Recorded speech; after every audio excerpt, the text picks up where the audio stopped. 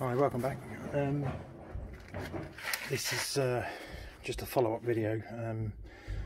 All this has come off the near side, passenger side. What I tend to do is strip everything down, cable tie it together, so I know it's all for one side. Obviously top and bottom brackets for the mudguard.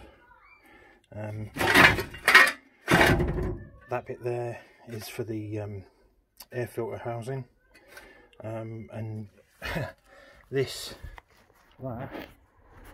is the wheel arch, and you can see this board repair that they've done, and obviously up here is where the housing sits on that, and obviously if you look at the line, that is where the front tyre, the splashback as it's going around, just sprays up.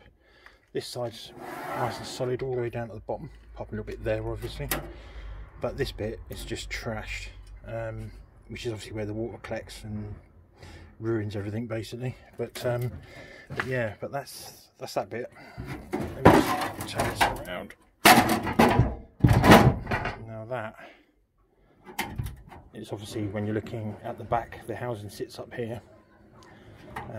Water collects, drips down, and whoever did this before is just, I think this is a floor pan out of something, an old van or something like that, I don't know, but they've literally just riveted it on to cover the nasty up. But when you look at the other side, it's obviously this bit here is the worst bit, and they've tacked this into place just to make it a bit more rigid, but I've got to get this off. But really it depends how bad it is, whether I keep it or just get rid of it and try and get a replacement, or maybe get a fiberglass one. I don't know yet. I've got to get this off and then we'll see what it's like. But yeah, that's what I tend to do, is just literally cable tie everything together so I know it's all part of the same bit.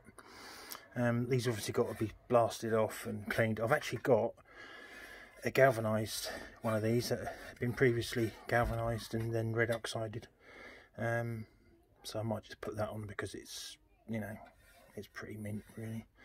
But I still get these blasted and cleaned off. I'm gonna have to make a air filter housing, I think, because the one on it is completely rotten, unless I can find a decent second-hand one.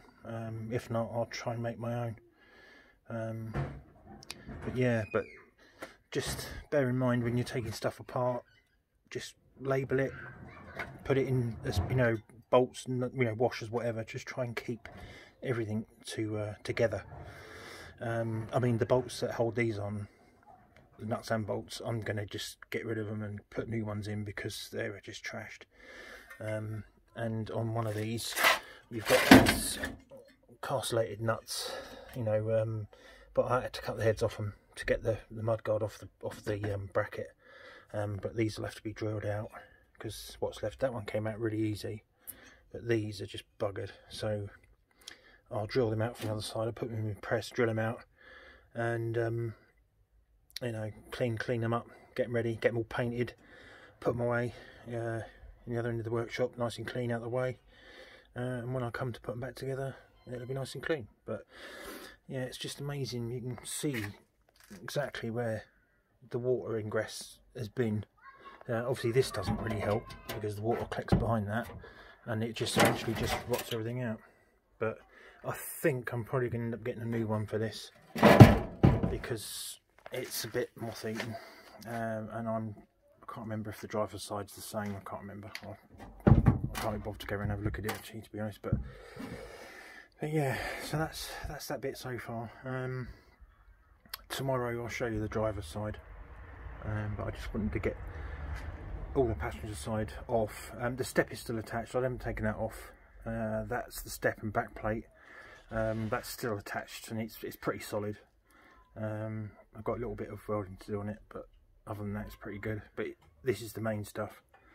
Yeah, and we'll see what happens. Watch this space. Cheers, thanks for watching.